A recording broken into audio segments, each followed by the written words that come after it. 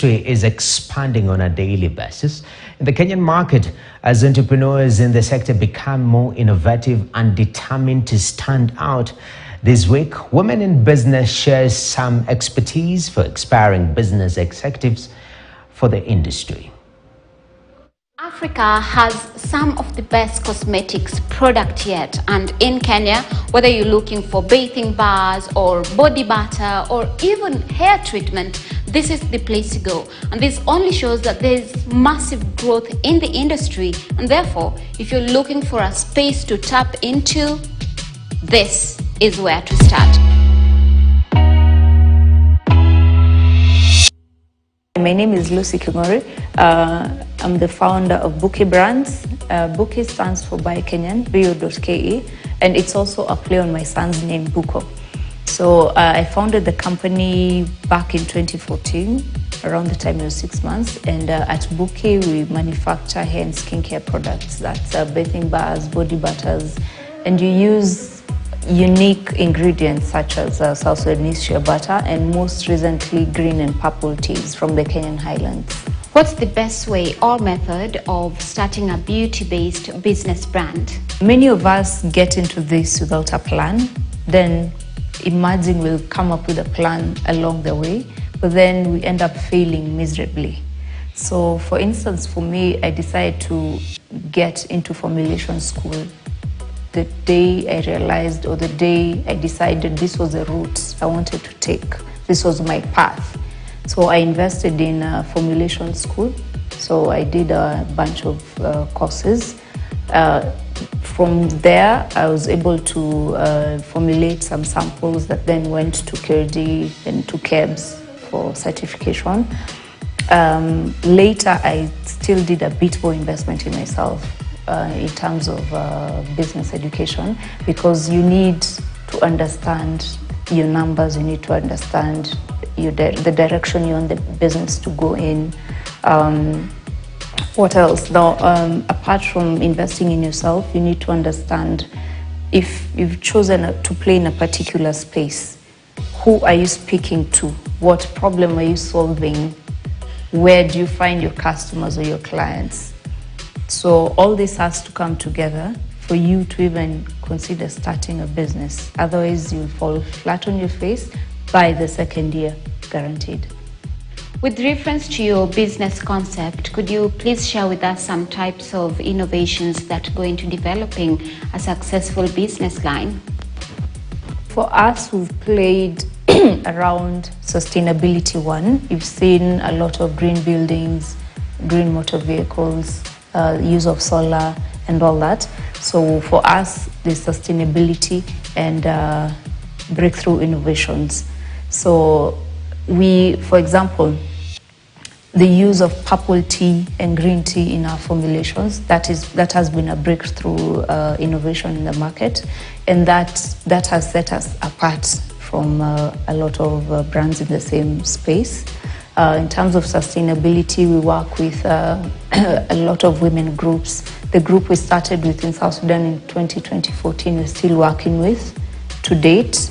And the communities around the same. The farmer who picks the tea, takes it to the factory, the one who processes, myself doing the extract of the tea and the formulation.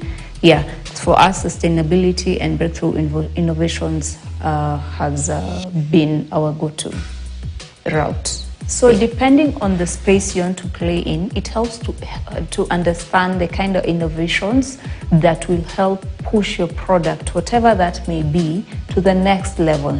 Right. When it comes to finances and budgeting, what influences the startup capital that ensures business sustainability? For most startups, we always aim to keep costs as low as possible, but we also need to be practical. We need to have a plan that covers you for at least 6 months to the next 1 year. Anything can happen, and you do not want your dream to die before it takes off. So you need to consider your variable costs. You need to consider your fixed costs.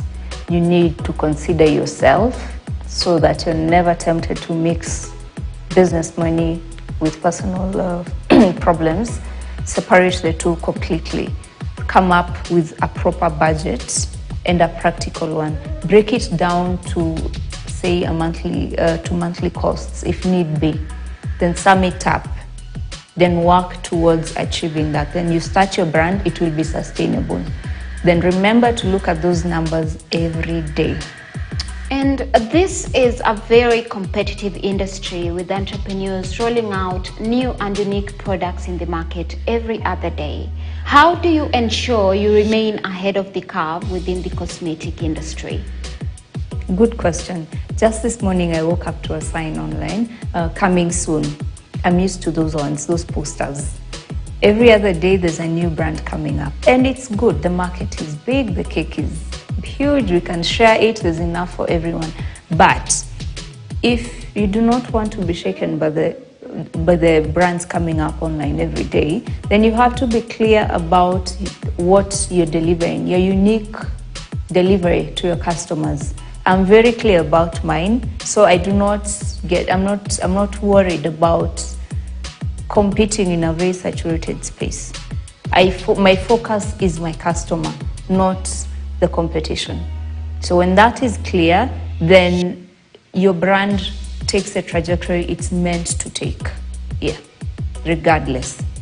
So again, be very clear about your unique selling point, deliver your unique selling point to your customers, ensure you're solving an actual problem, and follow up with your customers, because your customers end up being your best marketers. What challenges should an entrepreneur expect when it comes to government regulations within the cosmetic industry? That's a good question, actually. Take a look at what's going on currently. Our industry, the cosmetic space, is it's actually overregulated. It's been overregulated in the last 2 years. We're currently trying to discuss this issue that's coming up that will filter down to the customer, and the issue is the stamps that we're meant to affix on the products. One, they will raise the cost of the products, of each product, and that cost will trickle down to the end consumer. It's not fair. Two, they'll deface the products. Three, it's not making sense as to why it's necessary, the necessity of it all. So some of the issues that one needs to consider when coming into this space are: the first one, of course, overregulation, overtaxation. Two, the pace at which you get your paperwork. For example, you go apply at KEBS, it can take a while for you to get your certificates and for you to then go to the shops.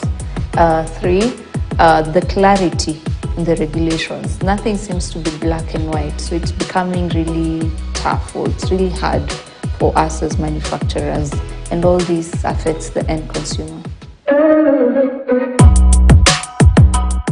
One, I cannot say this enough, passion. Passion is what will keep you in the game. Two, consistency. You need to be consistent about your presentation, the presentation of your brand to the world. Three, you need to be innovative. And the last one. Well, passion and consistency right there. That's why every Wednesday, right here on Business Today, we passionately and consistently make sure you're getting the latest from the world of micro, small, and medium-sized enterprises. Thank you for joining with us today. I'm BUKe. Up next, we have BUKe. Stay tuned.